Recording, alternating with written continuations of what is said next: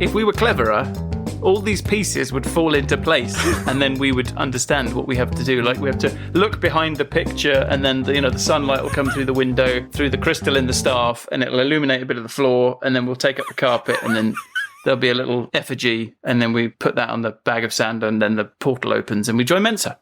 I need a drink.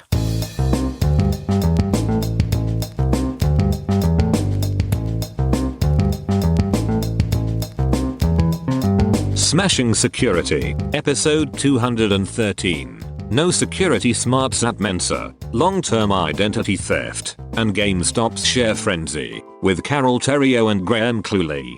Hello, and welcome to Smashing Security, episode 213. My name's Graham Cluley. And I'm Carol Theriault. And we're joined this week by a regular returning guest. It's Mark Stockley. Hello, Mark. Hi. Mark. Thanks for coming on the show, Mark. Oh, it's fine. I had nothing else to do. What have you been up to? I'm a teacher now. Are you talking homeschooling? Yes. Yeah, I think Graham's doing some homeschooling as well. Every single parent I know is complaining about homeschooling. Tell us about it. It's horrific. Oh, it's an opportunity to get to know your children in a way that you probably didn't want to. Do you find it too hard? Is that the problem? You don't know the answers? It's just, there's a reason they're a trained professional. Like, people go to college to learn how to do this. And the people who go to college to learn how to do this are the people who really want to learn how to do this. And, we were given about 3 minutes notice this time, weren't we? By the way, tomorrow morning, you're a teacher again. Go tell all the people you work for. I posted on Twitter that maybe I was going to crowdsource my son's maths homework because it was beyond me how to do it. And I thought, you know what? I'm just going to post these questions on Twitter and get other people to answer them for me. He's 9. He's 9, isn't he? He must be yes. 9. He's 9. Yeah. 9 seems to be the age when people go to Twitter and go, my child's maths homework is completely impossible. I have a theory that 9 is the age at which UK school maths exceeds the average parent's ability to do their school maths, because you start getting into things like perfect numbers and factors and stuff like that, which is, useful everyday stuff.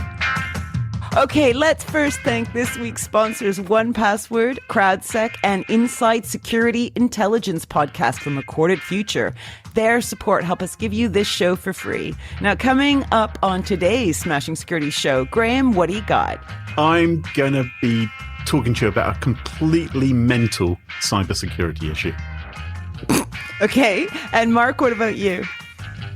Well, I'm going to be talking about how difficult it can be to go and work in another country.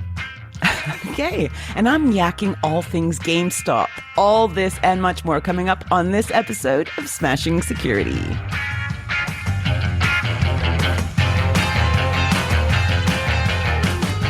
Now, chums, have you ever had your IQ tested? Have either of you ever had that done? Does it count if you go to a website and do it? On Facebook, so. Maybe. The very fact that you're on Facebook tells me a lot about your IQ. I've never been on Facebook like that. Mark, you're a bit of a smarty pants. Have you ever had your IQ tested? I possibly. If I did, it was a very, very long time ago, so it can't have been on Facebook. I'm pretty sure it was not a very rigorous test. And actually, I'm not actually convinced that IQ tests are worth anything or tell you anything useful anyway. Would you join an organisation like Mensa? God, no. The club for people who score 98th percentile or higher in an IQ test. No thickies allowed. Okay, I kind of like the idea of Mensa. Oh, do you? That's interesting. Why? Yes. What do you like about it, Carol? I don't know. I like the idea that smarty pants hang out together and share smarty ideas and come up with even smarter ones and then share them with the world and everything's better. I like that. So it's something which makes me a little bit uncomfortable about the idea. Because they don't want you in their club. I know. No, well... I know. It's just... I know, honey. It's easy to turn down the knighthood you haven't been offered, isn't it, Graham? What is it that makes people want to join a club? They've scored highly in an IQ test, but they think, oh, you know what my social life needs? I need to hang out with other people who also chose to join the club after scoring highly in an IQ test. Says the guy who's in a chess club. I mean, come on. Maybe it's a public service. Maybe the rest of us need that for our social lives. Get them out of circulation. Yeah, we know where they all are. They're all happy in their little Is pen. it a bit sad to be a member of Mensa, or is it just sour grapes that we're not members of Mensa? I don't know the answer to that. I think maybe just because you're not clever enough. If you were cleverer, you'd know the answer. You don't know if I am a member of Mensa. We'd know if Carole was a member because she'd tell us she was a member. All members of Mensa feel compelled to tell people, and they will put it in their email sig and say that they're members of Mensa. What, they would have a T-shirt like saying, I'm a member of Mensa, like I'm the 11th best Briton in the entire universe? Something like that? Wow. You think, okay, interesting. I don't know. It's complicated. I don't know. But Mensa is in the news this week. Mensa is in the news with allegations that they haven't been very smart about their computer security. You may have spotted in the Financial Times a chap called Eugene Hopkinson. He was until recently the British Mensa Board's technology officer. And he says he has been trying to convince their leadership team for the last couple of years that they need to stop storing passwords unsafely. He says that their passwords are basically stored in plain text. They're not sorted, they're not hashed, and if someone got hold of them, they would be able to exploit them. Oh my God. Hold the phone for a sec. So they have an active technology officer on the Mensa board, the British board. Mm-hmm. He's working there right now. Well, he's not, because he's just quit. He's gone to the press and said... Oh, no, okay. But did he talk to the papers before he quit or after he quit? Do you know? Well, he wrote an open letter. Hopkinson says that sensitive data was being insecurely stored by Mensa, which included the IQ scores of members and failed applicants' Carole as well. You wish. I think, as we've already established, the IQ scores aren't secret, are they? Because they'll just tell you those. Payment card details, passwords, email addresses, and home addresses. Now, Hopkinson, he fell out with Mensa last week. There was a board meeting where he raised his concerns again. And he wrote this open letter. He said, if a breach is found to have taken place, because there were rumours that Mensa had maybe suffered some kind of security breach, he says, I've got no faith that the board and the office will report it adequately or take sufficient action. Oh my God. I wonder if he was recording that board meeting. Like, for him to go to a board meeting and say, guys, we need to take this seriously. And they're like, yeah, no. And then he goes to the press. Right. I'd be very, very disappointed if that recording isn't just people going, well, I don't understand. Could you explain that to me again? I said, Yeah. no, look, the password is stored in plain text. Yeah, no. Sorry, I'm on level 240 of Candy Crush. I can't pay attention to two things at once. Multitasking is a sin. Now, I've been approached. You remember during Watergate that Woodward and Bernstein got approached by Deep Throat, who gave, and it's all top secret, secret little meetings, right? Yeah. I have been approached by my own Deep Throat from Mensa. In fact, two different Deep Throats who claim that they have inside information, which they've shared with me. One of whom says he has a recording of the board meeting. And he's quite defensive of Hopkinson. He says, they're trying to frame Hopkinson. They're trying to say that he's bad. The other one says Hopkinson is a right pain in the arse. They said he's causing trouble and that the board were all over this problem. And in fact, it was Hopkinson's own failure to fix these issues, which has now resulted in him basically being given the boot. And you're covering it on the show because now you've got two little secret moles giving you information. Do they know of each other, do you think? I don't know. I mean, did you say, hey, Deep Throat? Did you just say, how am I going to identify you? And he says, Deep Throat. And you go, no, I've already got a Deep Throat. I've already got one. I need another one. Give me another name. Is this just some very, very complicated initiation rite to get into Mensa? This is actually... Graham's applied. Exactly. We're just not clever enough to figure this out. Like, if we were cleverer, all these pieces would fall into place and then we would understand what we have to do. Like, we have to look behind the picture and then, the sunlight will come through the window, through the crystal in the staff, and it'll illuminate a bit of the floor, and then we'll take up the carpet and then... There'll be a little effigy, and then we put that on the bag of sand, and then the portal opens, and we join Mensa. I need a drink. You've been homeschooling for too long, haven't you, Mark? It's begun to get to you. Now, Mensa, they've told the Financial Times that the passwords were encrypted and that they were now looking into hashing them as well. Now, of course, there is this misconception amongst the public about what encryption means, and possibly within the board of Mensa as well.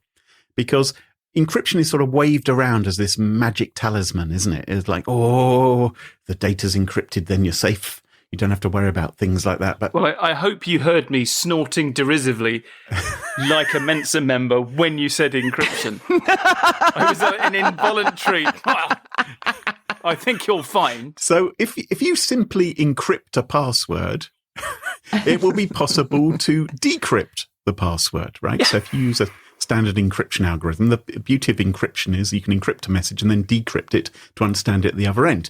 And what's a much better idea is to store a cryptographic checksum, often called a hash, of the password.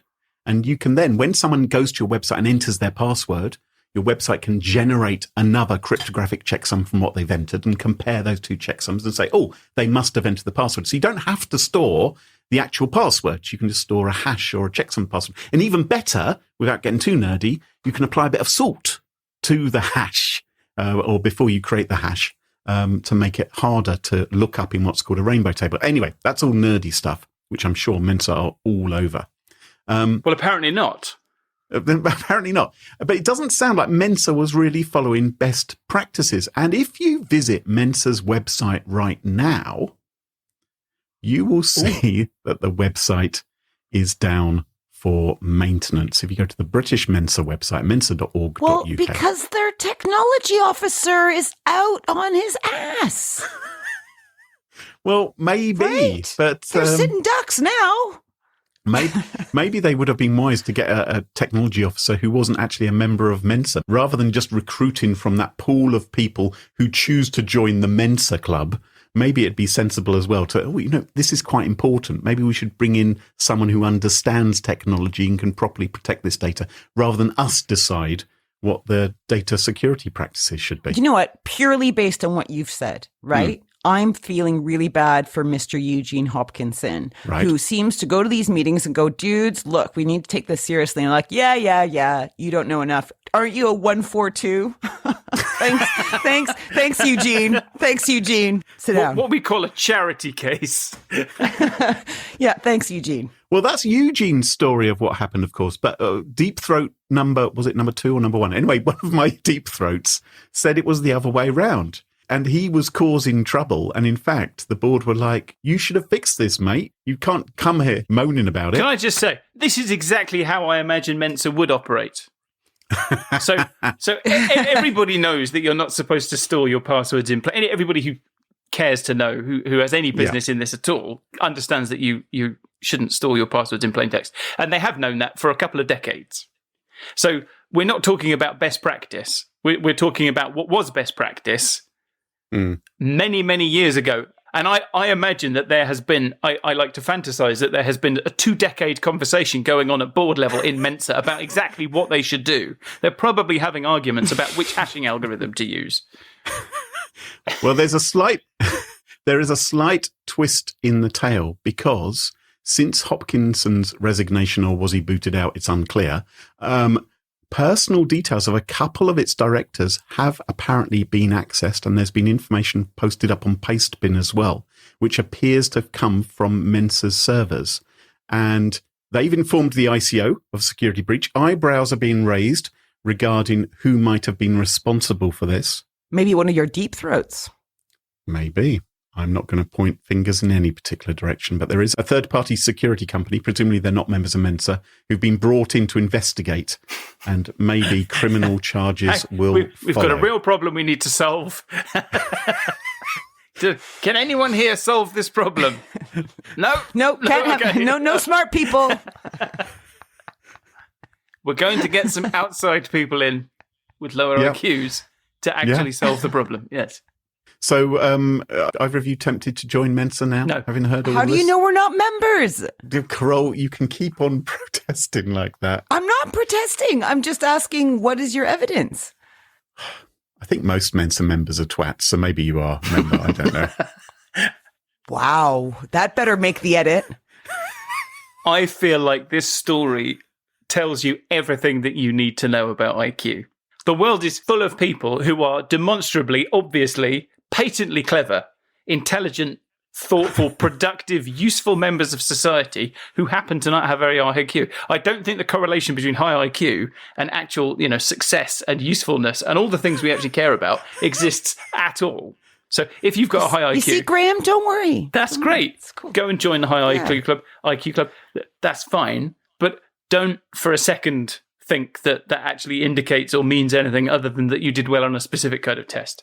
Said like a true person spurned Yes. by the Mensa Club. Damn it.